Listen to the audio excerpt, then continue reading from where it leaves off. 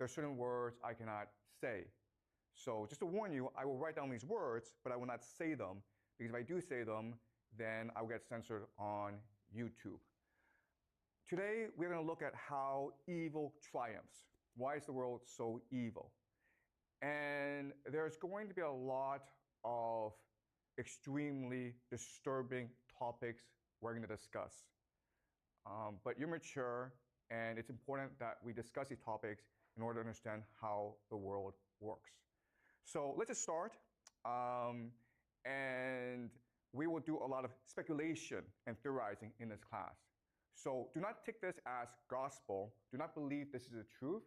The entire point of this class is to help you develop the theories and the ideas to better understand the world. These are tools. Okay? This is not truth. These are tools. All right. So the first question I have for you is, what is happening in Israel?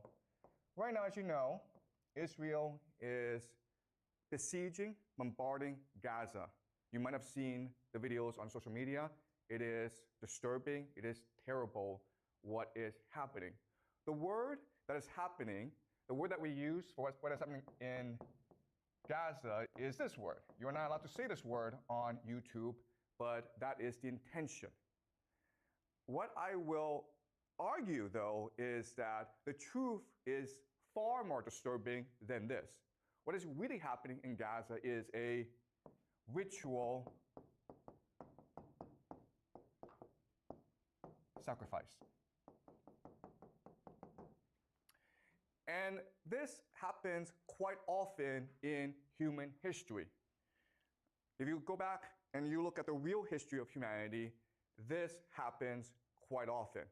Some of the most famous examples are the Aztecs.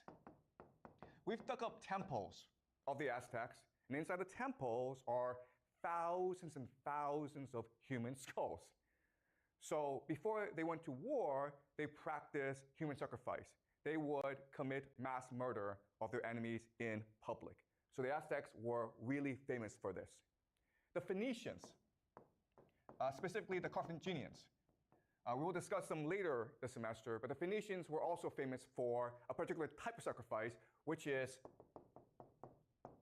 child sacrifice. The Romans wrote histories insulting the Phoenicians for practicing this sort of sacrifice. But the Romans themselves practiced human sacrifice. What they would do is that after every major war, they would capture all the major leaders, all their enemies, and they would parade their enemies through the streets of Rome. This is something called a triumph. At the end of the triumph, they would gather enemies at the temple of Jupiter. Jupiter is their god. And then they would strangle to death their enemies. That's sacrifice. That's human sacrifice. They didn't call it that, okay? And they sort of disguised it, but we know for a fact that they did do this. So the question for us is, why is it that this happens? Why do the Aztecs do it? Why do the Phoenicians do it? Why do the Romans do it? And why is it today the Israelis do it in Gaza? And remember, okay, what the Israelis are doing is quite horrific because it is really this sort of sacrifice. Why? Because 47%, almost half of the population of Gaza is under 18 years old. So the majority of people who are getting killed are in fact children. What is most striking or blatant about what's happening in Gaza is that we can all see it for ourselves. And it's almost as though the Israelis want us to see it and want us to hate them. Right? You can see all over the world, popular opinion is turning against Israel. You have these popular protests all around the world protesting what is happening in Palestine. If they really want to do this, right, there are actually much more effective ways of doing this. For example, you could just poison their water. Or you could poison the air so that everyone in Gaza gets a fast cancer, right? We have the technology to do this.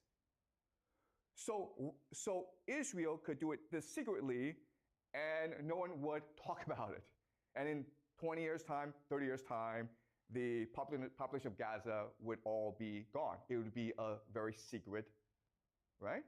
Instead, they choose to do this in front of the world. And my argument to you is that this is intentional. They want the world to hate them. Because by doing this, they create the ultimate taboo, right? We find this disgusting and contemptuous, so the entire world will unite against Israel. But guess what? That's what their religion wants. In the extreme form of Jewish eschatology, or their religion, they believe that at the end of the world, Israel will fight the entire world and God will help Israel triumph in the end. So what's really happening in Gaza is that there are extremists within the Israel government who want to accelerate the process of the end of the world, where Israel will face the world. And if you think about it, the entire idea of this ritual sacrifice is to unite the Israeli population. And what's extremely disturbing and horrifying about it is that this works. Why? Well, let's use an analogy, okay? The analogy is this.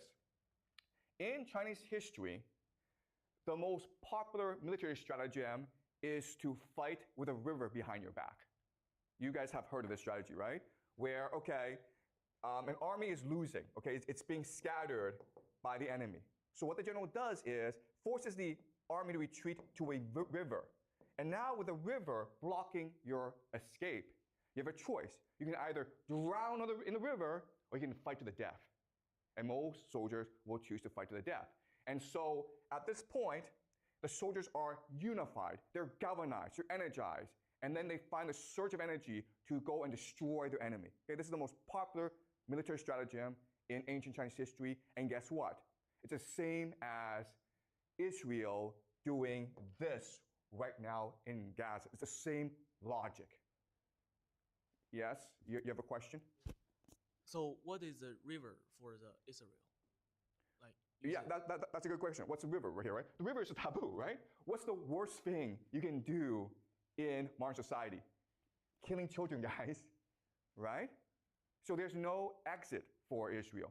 You either go all the way or the world comes and destroys you anyway. And in fact, what's really interesting is that if you go online, you will see Israelis go around the world and causing trouble everywhere. They're going to start fights. They shout death to the Arabs on public buses in the Western world. It's intentional. They want to unite themselves by dividing the world, by angering the world. Okay? Does that make sense? All right. So this is all very disturbing, and I want to slowly unpack, reveal to you how this works. Okay? So to do this, what I'm going to do is I'm going to use a thought experiment. The thought experiment is this.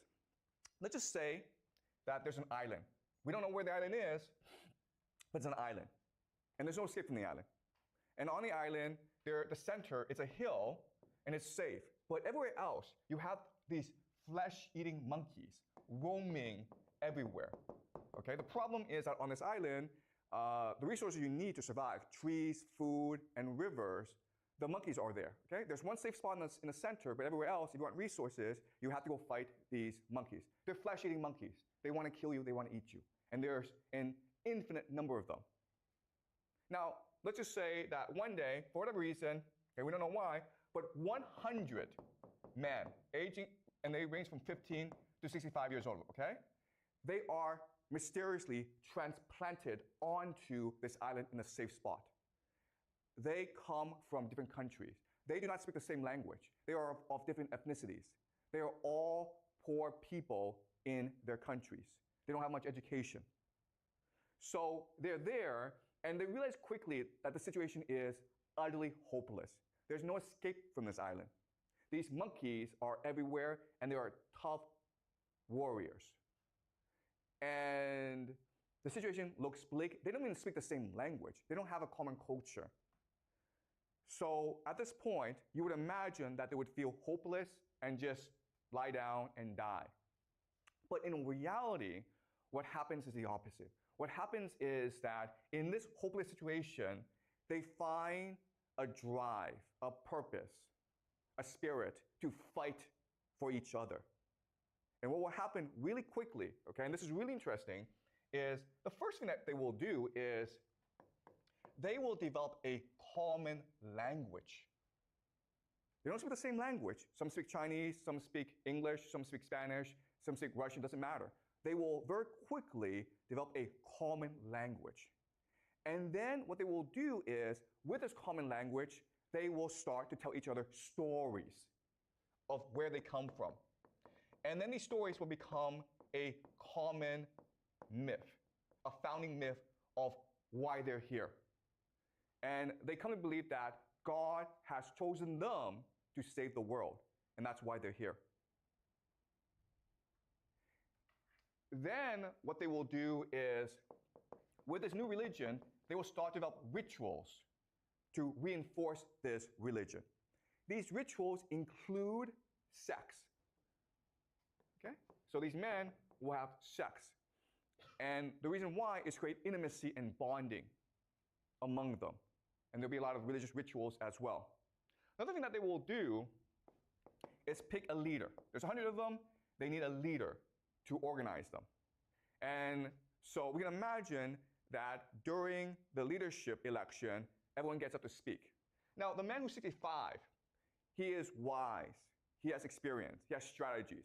So he delivers a very powerful speech, inspiring everyone and telling people how they can survive against the flesh-eating monkeys. Okay, so he's really smart.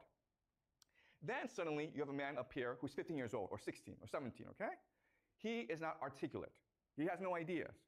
What he does is this. He stands in front of everyone, and he's bold, and he's brave, and he looks at everyone without saying a word. He shows them his hand, okay? He shows them his hand. Then from his pocket, he takes out a knife, okay?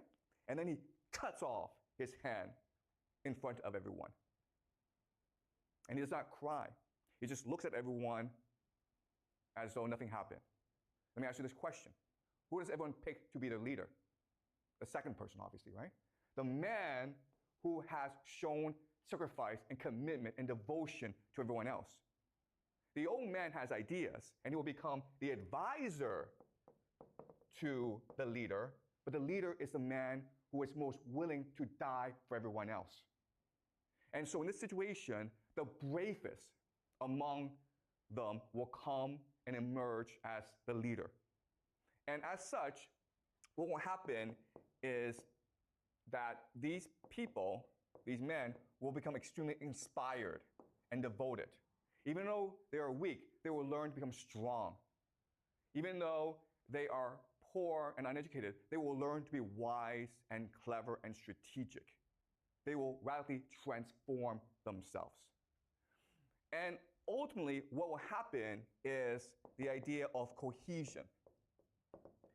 Cohesion like brothers, cohesion like a family. They will understand each other, even though they're from different cultures, even though they have different backgrounds. They will understand each other better than they understand their own children and their own wives. And this cohesion will lead to something called synchronicity. Synchronicity. Synchronicity is when people act in unison together. Okay? So a very simple example of synchronicity is a sports team, right? When you watch a soccer match, how is that soccer team able to work together? Well, because of synchronicity, because their minds are alike. It's what we call a hive mind. And this allows for something called telepathy. They're able literally to think and act as one. So let me give an example of this. Let's just say these men, they're sleeping, but one of them wanders off to collect wood. And then he's attacked by monkeys. It doesn't matter if he screams because he's too far away. Would his comrades know that he's in danger?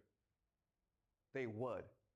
Okay? And the example here is, let's just say you're a mother and you have children, okay? And one of them goes off to France on vacation. But then while he's in France, he gets hit by a car and he's hospitalized. Would you as a mother know that your son is in danger? would you feel it? He hasn't called you. You don't know about this, but in your heart, would you know it? The answer is yes, you would know it. You would feel something is wrong. You would get on the phone and try to call your son. You can't reach your son, you would call the police. Okay? You don't know what's happening, but something in your heart is telling you, I need to get in touch with my son. Okay? And that's how the hive mind works. That's how synchronicity works. Let's look at another example. Let's just say that one day there's 10 of you and you're all collecting wood. And then suddenly you're attacked by 100 flesh-eating monkeys. There's a bridge that you've created, okay? It's a rope bridge. 9 get across the bridge, all right, but you're the last person, okay? And all the monkeys are about to descend on you.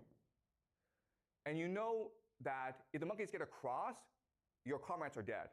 So what do you do in this situation? Yeah, you cut the rope, okay? You die. You didn't think about it.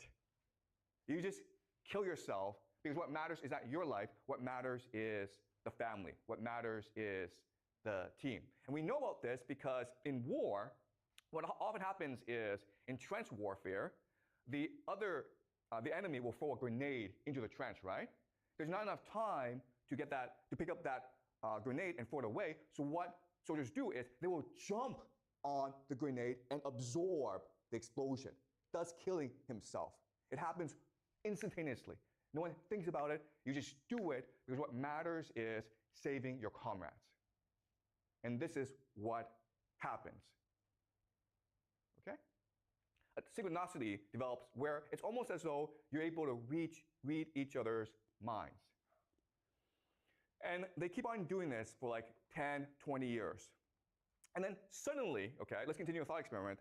Suddenly, you are transported back to the real world as though nothing happened. But you have memories of what happened. Okay, does that make sense? Okay, you've experienced 20 years of hell on Monkey Island. You've developed the capacity to work together. You have a hive mind. You're really energized. You're really inspired. You're really driven. You have a new religion all to yourself.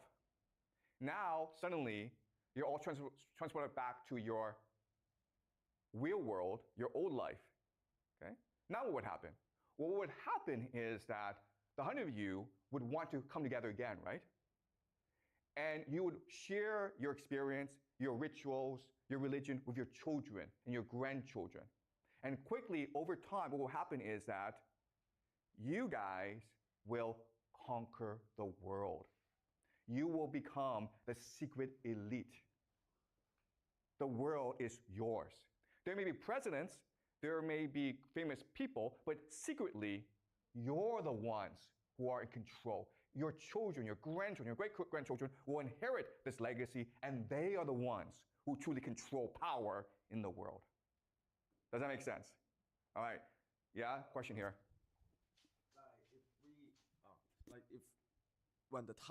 If this person really transferred back to the reality, what if that time already have a leader that like you are just a peasant but not a leader? Okay, yeah, that's a good question. I've already told you this, okay? On the surface, there are leaders, but the real power are you guys, okay? And I'll explain why, all right?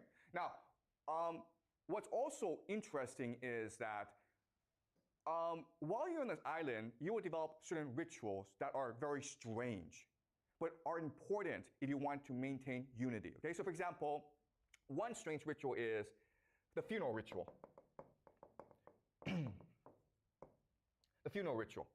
The idea here is that when someone sacrifices himself, you have a huge funeral to celebrate that person. And this may involve you cutting that person into different pieces and eating that person. Okay? But you will develop really strange rituals. Okay, does that make sense? Okay, so I'm going to answer your question. Why are these guys in charge and not the real leaders of society? But first, I want to give you some historical analogies to this, okay? How do you know that what I'm saying is correct? Well, let's look at certain analogies in history. All right. So, Sparta. Sparta is one of the most famous military societies in world history. Sparta is a city-state in ancient Greece. And you may have heard of Sparta. A movie about Sparta was made called 300. I'm not sure if you guys have seen the movie 300. But 300 is really about 300 Spartan soldiers who are fighting millions, not millions, but hundreds of thousands of Persian soldiers. Persia is invading mainland Greece. They fight at a place called Thermopylae, the Battle of Thermopylae. And this is the pass into mainland Greece. The Greeks have to hold this position if they are to prevent the invasion. Okay? 300 Spartan soldiers, backed by thousands of other Greek soldiers, make a last stand in this pass. They are overwhelmed by the Persian invasion, and rather than run like most people, the 300 soldiers make a final stand. Their leader is Leonidas, and he tells them, "We will fight to the death." They all fight to the death, and they're all massacred. And the Persians take Leonidas' head, cut it off, and put it on a pike to warn the Greeks, "We are merciless." Eventually, the Greeks, inspired by the sacrifice of Leonidas, they will repel the invasion and destroy the invaders. So how do we get this culture?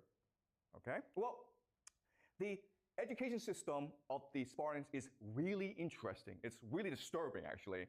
So young boys at age 5 and 6, they're taken away from their homes.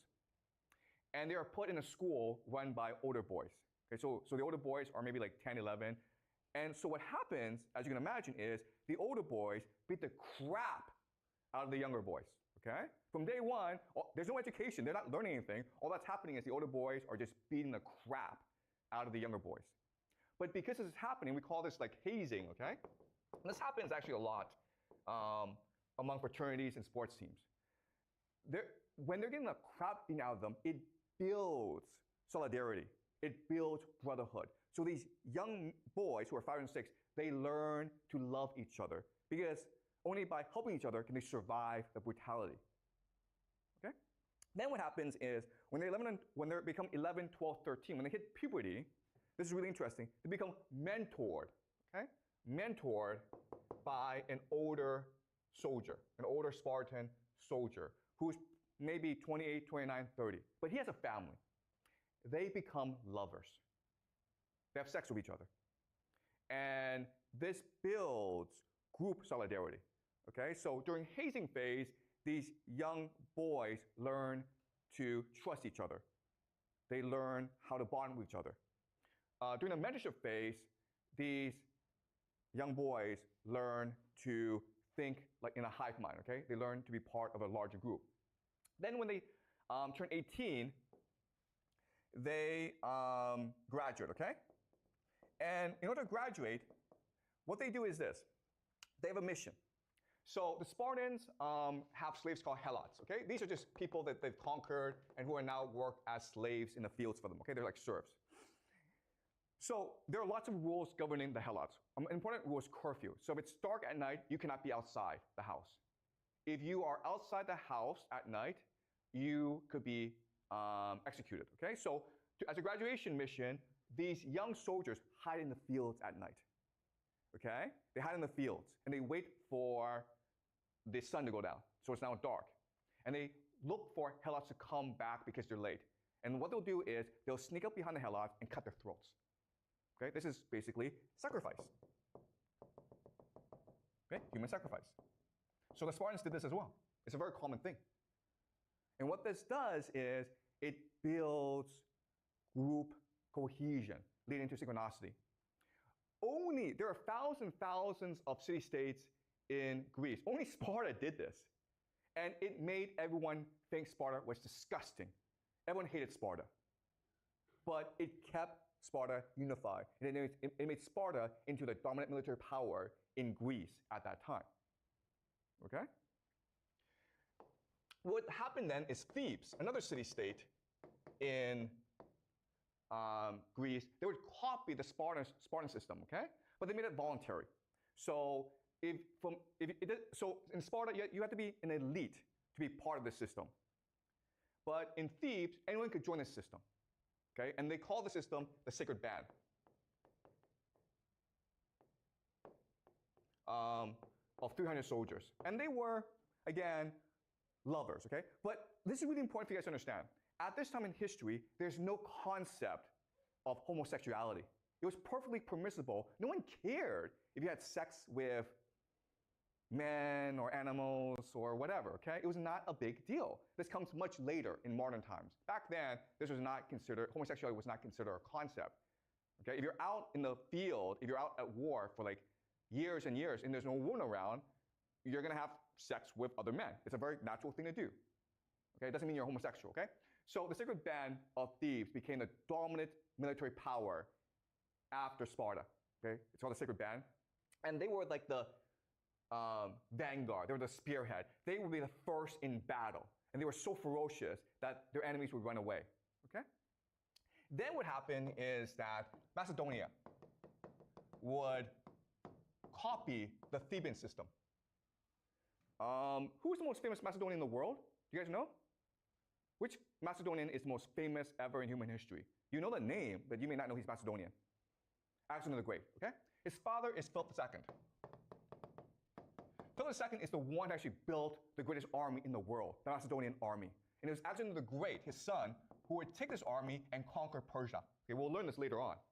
But Philip II learned all this from Thebes. And at first, Macedonia and Thebes were allies, but Philip II was very ambitious. So then he wanted to conquer all of mainland Greece. And in 338 BCE, at the Battle of Trachonia, Macedonia fought against the combined might of Thebes and Athens. And Macedonia destroyed Thebes and Athens, okay?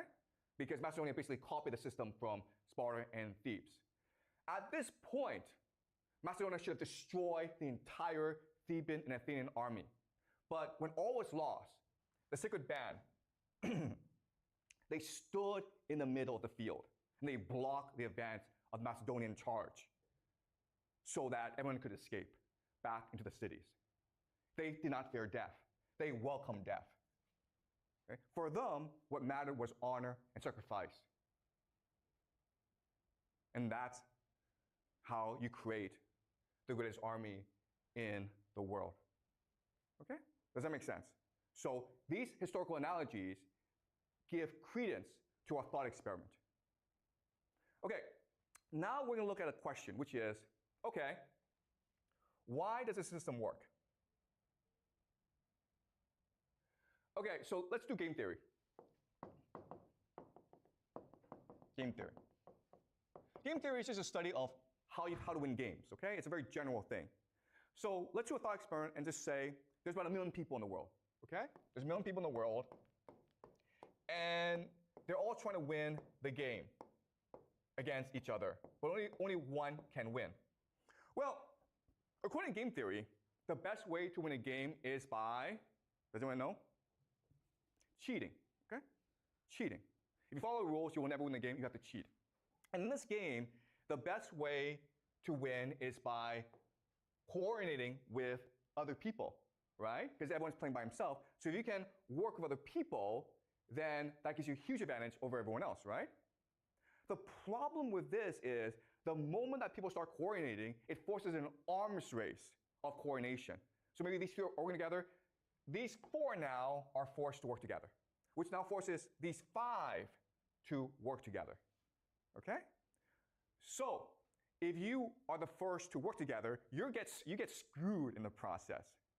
So if you cheat, you have to cheat secretly, okay? You have to coordinate without people knowing you're actually coordinating together. You have to conspire secretly, okay? And there are different ways to collaborate secretly, okay? So let's look at examples. So family is one example, right? Of coordination, synchronicity. Another example is religion.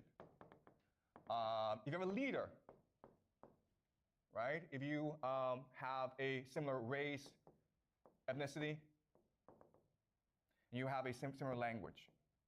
Okay, so these are examples of how you get people to coordinate together.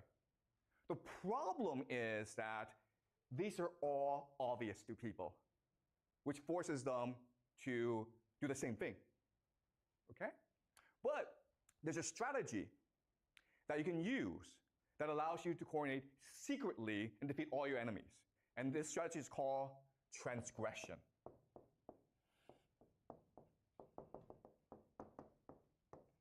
Transgression. The breaking of taboos, the breaking of social norms, the breaking of social laws. Transgression. Okay, so let's study this concept.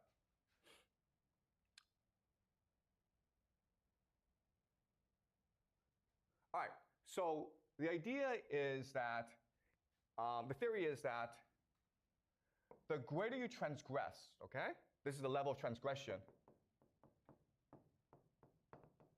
the greater your cohesion, which leads to synchronicity.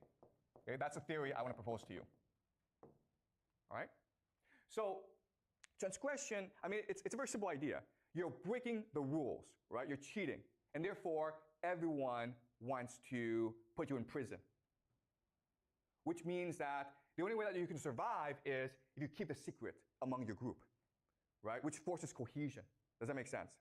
All right? And we see this in all aspects of society, right? So the most basic form of transgression is just joking or pranking, right? So for example, you guys, 6 of you, decide, you know what, we're gonna play a joke on the school. We're going to cover all the rooms with toilet paper. It's a joke, it's a prank. But obviously, you don't wanna get caught because the school will punish you. And this joke and this prank will make you more cohesive, right? Because now you have a secret amongst yourself. And if anyone betrays you, you're all screwed. Right? Does that make sense? That's the logic. The other thing that's really interesting is that when you transgress, when you break a taboo, you feel empowered. You feel liberated. And it becomes addictive. Right? You fill the school with toilet paper. You're like, that was a lot of fun. Why was it fun? Because you broke the rules. You feel I'm more powerful than my teacher. Then, so you keep on doing more and more of this stuff, right? Then you may be like, hey, let's go to the store and steal a candy. That candy may cost $1, nothing, right? But you try it and you are terrified. You're seized by doubt. You're seized by fear. Sorry, so this is the sound that tells us that we should go on break, but again, we don't go on break in this class, okay? So I apologize. We're not taking a break. We keep on going. Okay, but that's what the sound is. Okay, so you're terrified because your mother, your teachers, everyone told you stealing is bad, right? But when you actually go and do it, how do you feel? You feel energized. You feel liberated. You feel empowered. And if your friends were with you, the friendship becomes much more unified, much more cohesive, much more synchronized. Does that make sense? And now you want to like, let's break more rules. Let's see what happens if we break more and more rules. And you keep on going because it's addictive. And ultimately, there's a transgression that is the ultimate taboo, which is what? You guys know? Yeah, right? This. Right? Can you think of a more worse transgression than this? That's why they do it. Because it feels empowering. It releases energy. They do it because they believe that when you do this, it releases divine energy. And when you actually do it, okay, guys, I'm not telling you to go do this, okay? Please do not do this, okay? And please remember, okay, this is evil. We should not be doing this. But when you actually go and do it, those who can do it, they feel as though they are now inundated, that now they are now filled with divine energy. They found the secret of the universe. They found the ultimate power in the world. Another transgression, which is not as bad, but pretty bad, is the idea of incest, right? And there are secret societies out there, guys, that do this. And you know what, guys? I hate to tell you this, okay? But they do it in public in front of everyone else because that creates both group unity, synchronicity, and it releases in their minds divine energy. They have now access to God. If you want to know what secret societies do, well, yeah, this and this, okay? And again, this is only a small group of people. But now we know why these people control the world. Because they're able to keep secrets, because they're more motivated than everyone else. And they're able to work together in a way that allows them to achieve ultimate power. These leaders you see, right? These leaders you see, they are puppets. They are just the face. The real power are these secret societies that practice these rituals. And again, I'm not saying this is the truth. I'm just saying this is a possible theory about how the world works, right? Because this is a class of speculation. It's a class of theory. Don't think this is the truth, okay? But you can think about how this works and ask yourself, does it explain the world? Okay? All right. So having explained this, what I want to do now is go into the deep theory as to why this is happening. Okay? So if you talk to these people and they're honest with you, they'll tell you that when we do this, we access God and God gives us divine power because they're superstitious and they're stupid. Okay? Just because they're the elite, just because they're powerful people does not mean they're clever. In fact, they're kind of stupid if you actually meet them. Right? But I'm going to explain how this system works. And when I explain it to you, it will make sense. Okay, but are we clear so far about what's happening, guys? All right? I know this is disturbing, and I know I'll probably get banned on YouTube for this, but it's important that we do this, okay? All right, so now I'll explain the theory as to why this is happening. How is it transgression is able to unleash divine energy? Okay, so Kant. We will look at some major thinkers, and they're really deep thinkers, and we'll go more into them this semester, but I'm going to introduce them, okay? So Kant. Remember from the first class, Kant had a theory of how the world works. There is no objective reality that we see, okay? So before, the assumption was that we just absorb reality, okay? But Kant says that we are active. Sorry, we'll wait for this.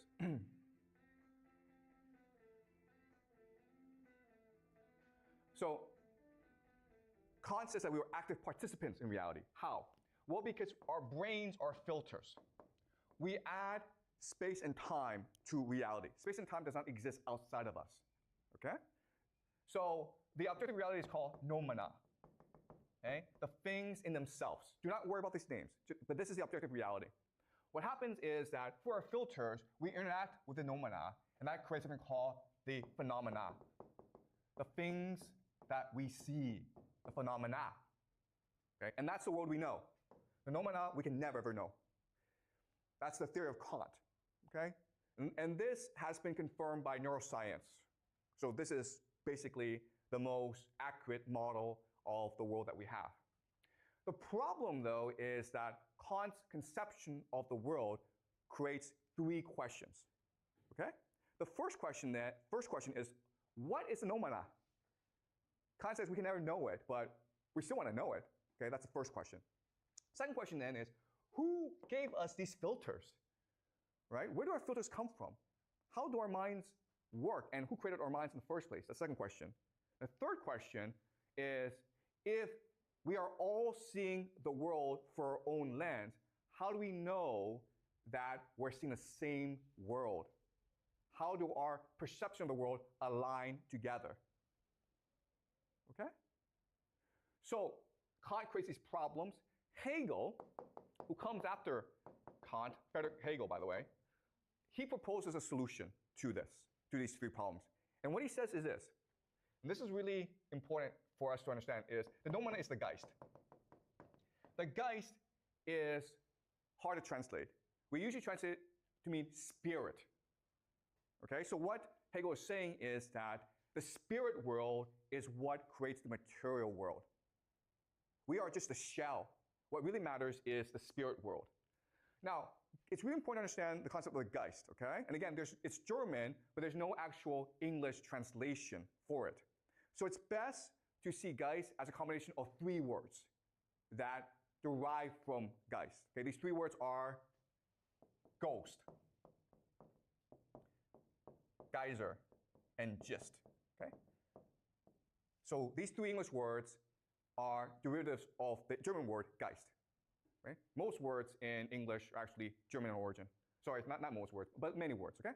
All right, ghost is just a parallel reality that exists alongside us, right? A spiritual world. That's the first concept. Geyser is just a force that is exploding or becoming or expanding. So this Geist is constantly expanding and becoming. Gist means the essence of things, the core of things. Okay? So the real truth in the world is the Geist, not what we see, but what is invisible to us. Okay, so that's the idea of the Geist. Does that make sense? Now with the Geist, we can answer all three questions. The noumena, the real world, is the spiritual world, not the material world. It's the Geist that gives us these filters. And because we're all seeing the world through the Geist, we see the same world. Okay? So now this creates another problem, which is, where did the Geist come from? What is the Geist?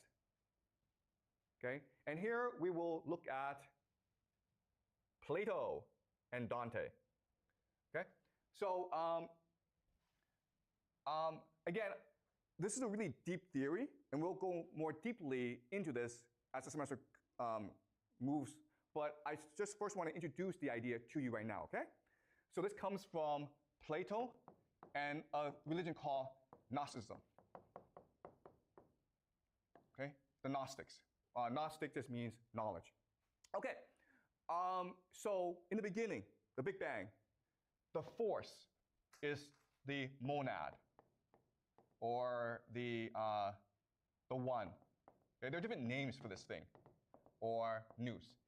Just think of this as a supreme God. Okay, the Big Bang, the force, like the sun almost. Okay, the spiritual sun of the universe. The nous works by breathing. When he breathes, he vibrates his divine power. And through this, he creates new beings called dyads. Dyads are just pairs of forces. Okay? And these dyads then create different realities. All right? So different realities are being created through this interaction. And eventually, you reach Earth. Okay? So in other words, what Plato and Gnostics are telling us is that the Geist is a multi-layer, multi-dimensional world that we access all the time. Okay? Does that make sense? And the Earth, what we see, it is just the most outer shell in this universe.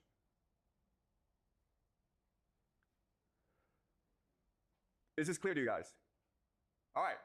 So now the question then is, what is the purpose of life in the world? And what Plato says is that the purpose of life in this world is to return to the monad. Okay, and guess what, guys? This is actually the framework for a lot of religions, including Hinduism, right, and Buddhism. This is what the Hindus and the Buddhists believe as well. Nirvana is to return to the monad. I'm not sure if you guys have studied religion before, okay? But that's the idea. So what Plato says is that through the pursuit of knowledge, philosophy, the love of knowledge, you can return to the monad, okay? Dante, and we will study Dante in depth later on, okay? But Dante has another solution. What Dante says is that the monad is love, okay? And the monad, because he creates things, his divine spark emanates throughout the universe, okay? So there is a divine spark in us, and this divine spark is called love. So we are able to love people, mothers love children, you love each other, because of this divine spark in you. And the more you love, the more you return to the monad. Okay, so Plato says, pursue knowledge. Dante says, pursue love. Okay? So now the question is, okay, this sounds all very good, but why does evil happen in the world? Okay, what's the source of evil? Right? That's interesting. Okay, you have this theory of the universe, but then the question then is, why do people do bad things then? Why is there sacrifice in the world? Why are people doing all these bad things and not only getting away with it, but they're also controlling the world? That's a big question, right? So for Plato, the answer is very simple. This world doesn't matter. Who cares if they control this world? It's a fake shadow world. Ignore them. Just focus on the pursuit of knowledge because that allows you to be one with the monad. Okay? Who cares about this world? Give them what they want. Give them their power, their fame, their money. Who cares? Dante's answer is actually very interesting. Okay? That's Plato's answer. It doesn't matter. This world doesn't matter. Who cares what happens in this world? It's a prison anyway. Dante actually proposed something different. He says this. If the monad is love, love is trust. So the monad loves us, and as a result, the monad gives us free will. Now, free will can lead to bad things, for example, this world, but he has no choice in the matter. Because for him to interfere means to take away our free will. And free will is his greatest gift to us. Okay? But now and then, what he will do is he will send messengers to our world to remind us that there is a divine spark in us. And we can activate it and achieve a greater consciousness. And these messengers are Plato, Dante, right? Jesus, right? Does that make sense? So now and then the monad will send through the Geist, okay? The monad will implant ideas in these people who will then tell us the truth. But it's our choice whether or not to believe it because the monad has given us free will. All right, so for Plato, what's important is the pursuit of knowledge. For Dante, what matters is the pursuit of love, to love each other unconditionally, okay? And that's what they tell us. What the system also tells us is that the powerful want to deny this system, right? Because if they control Earth, the fake world, they want to make it as real as possible. Does that make sense? That's the source of their power. The belief that the only thing that matters is the material world, the prison that we live in. And that's why we have science, right? Science is negation of the spiritual world and the validation of the material world. If you cannot see it, it must be fake, right? Okay? So that's how power works. Now, transgression works in this model because transgression allows the powerful to align to a certain part of this universe, okay? Because in this universe, there are evil forces as well. Does that make sense? So for example, the metaphor is, think of the internet, right? Well, there are millions and millions of websites. And for transgression, by doing the same evil act, what the powerful have done is they've locked onto the same website, right? And because they locked on the same website, it allows for synchronicity. It allows for them to commit, to think alike and to behave the same way. Okay? All right, so that's the general theory. And again, this is all speculation. I'm not telling you this is true, but I'm giving you a framework to work with to better understand why things happen. We're just speculating. We're using our imagination here, right? I know there's a lot, but Kant, Plato, Hegel, Dante, we will go much more deeper into over the semester. I just introduced these ideas now. Okay, questions, guys? Okay, you had a question from last class, right? Right, so can you ask a question from last class, and I'll answer it first? All right, from last class, you mentioned that the ones that control society are those old pensioners, right? Because they get revenues from the youngers and they control the society. In our society, I do see signs or phenomena that the government are sort of helping the old pensioners by creating more, say, entertainment or facilities that benefit them. So why is that? Is it possible that the government also benefits from old pensioners' actions, or is actually the governments are controlled by old pensioners?